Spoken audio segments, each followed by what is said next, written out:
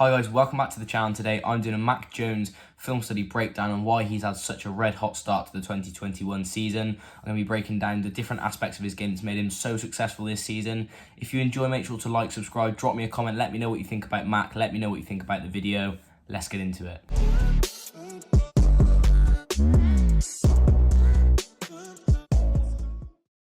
The biggest thing that I'll say when it comes to Mac Jones is that as a non-mobile quarterback in the league nowadays, you have to be able to evade blitzes, you have to be able to extend plays, and not everyone has to be Lamar Jackson. I'm not saying that by any stretch of the imagination. He's an absolutely freak talent, but defensive coordinators are so clever, they dial up so many different blitzes and so many stunts, you have to be able to evade the pressure that inevitably your O-line will put onto you every now and again. Now, Mac Jones ran a 4.82 40-yard dash. As I said, he's not a flatline sprinter, he's not going to outrun guys massively, but what he does do really well is sits in the pocket before taking his shot. And if it isn't there, he'll take a sack. But the one thing that was most noticeable on film was how easily he evaded blitzes and took the pressure off his offensive line, which is what all O-lines want from their quarterback, to just help them out a little bit by stepping up into the pocket or away from pressure. Okay, so this first play, the Patriots are in 3-by-2 empty, which is pretty common. And I like the confidence that they've got in their young rookie. You know, a lot of offensive coordinators and head coaches with rookie quarterbacks will often give them the running back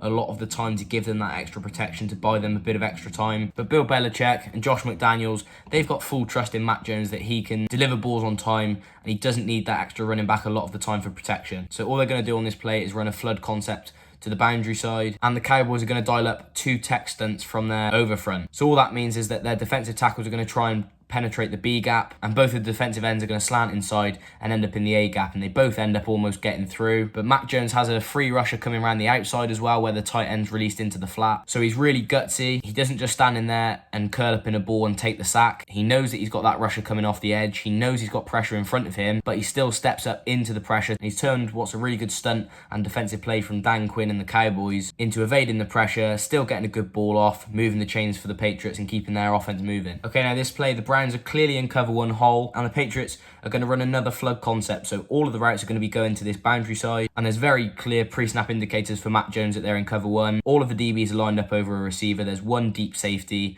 and 1 linebacker sat in the hole behind the D-line, not manned up in line with the running back. So he knows that he's most likely got this out route to the tight end. But obviously he's looking that way to the boundary side because that's where all the routes are going, and he sees Myles Garrett out of his periphery with a really good rush. And obviously we know how good Myles Garrett is, that, you know, we don't need to spend time on that. And if Mac Jones stays where he is at the top of his drop, he's getting sacked by Garrett here, but he feels the pressure come in, takes 1 step up in the pocket just to set himself, realigns his hips and shoulders to the sideline, and fires a great ball. And it would have been a first down had it not been called back for the face mask penalty on the O-line. But just great awareness from Mac to feel pressure, step up away from it, and just buy himself more time to deliver strikes downfield. Okay, now in this play, the Pats are in a 2-by-2 look. The running back is clearly into block here. It's a passing situation. And the Falcons actually dial up a gold fire zone blitz, so that means that they rotate into 2 deep, 4 under, and they're rushing 5 at the pass. So they also show a double mug look pre-snap, so that means both of the linebackers are walked up in the A gap. And Dean Pease, he's done a great job dialing up this blitz. Great situation to put it in, and Judon Harmon actually times it so perfectly.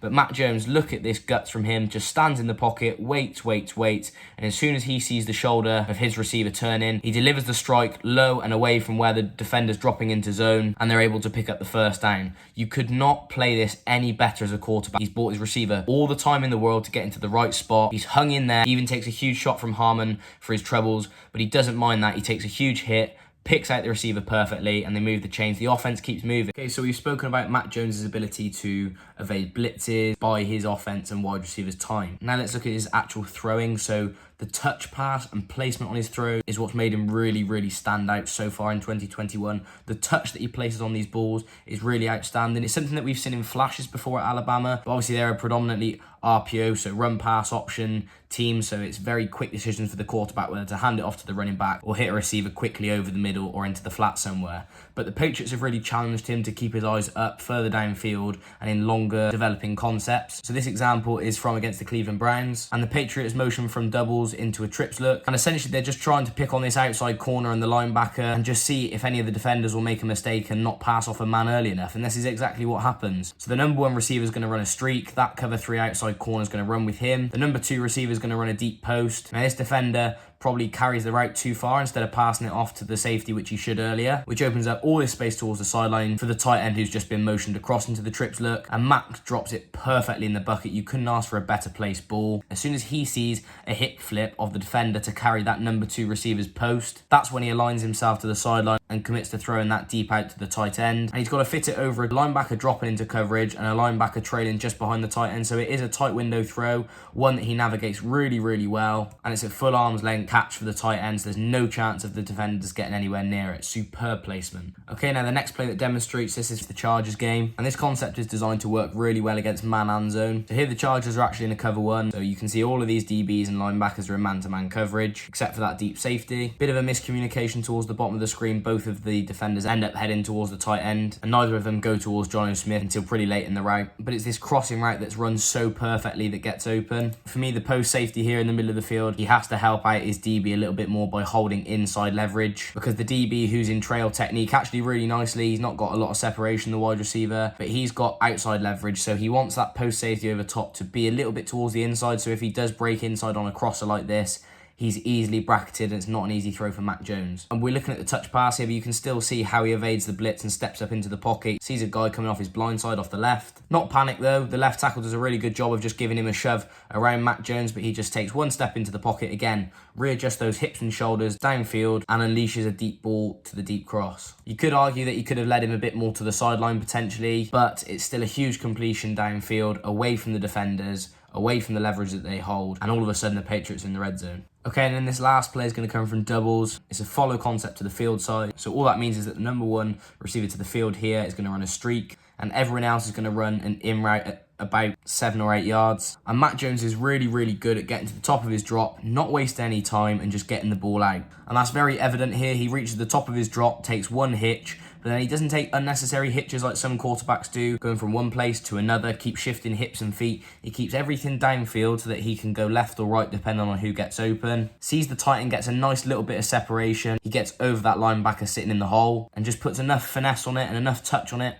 so that the linebacker can't reach out his hand and it be at waist height, easy to bat away. It's over the defender's shoulder and it's almost over the tight end's shoulder as well. He does really well to reach out, haul it in, and it's, again, perfect touch throws out in front of the receiver, letting them haul it in, letting them do the work, but just leading them away from defenders. If the defender can't reach it and only the receiver can, you're putting your guys in a great position to make plays, drive down the field and score points. Okay, and the last point that I want to make about Mac Jones is his deep ball ability. And you may be a bit taken aback by that because, you know, everyone talks about this dink and dunk offense that McDaniels and Mac Jones have employed so far in 2021. That is true to an extent, but when they need to stretch the field, they've done so really well. And this first example is against the Jets and they're in a cover 1. It's just a simple Ohio concept to the boundary from doubles. Number 1 wide receiver down here is going to run a fade with an outside release. The tight end's just going to run a speed out. And again, it comes back to what I was saying about Mac Jones. He's not taking unnecessary hitches.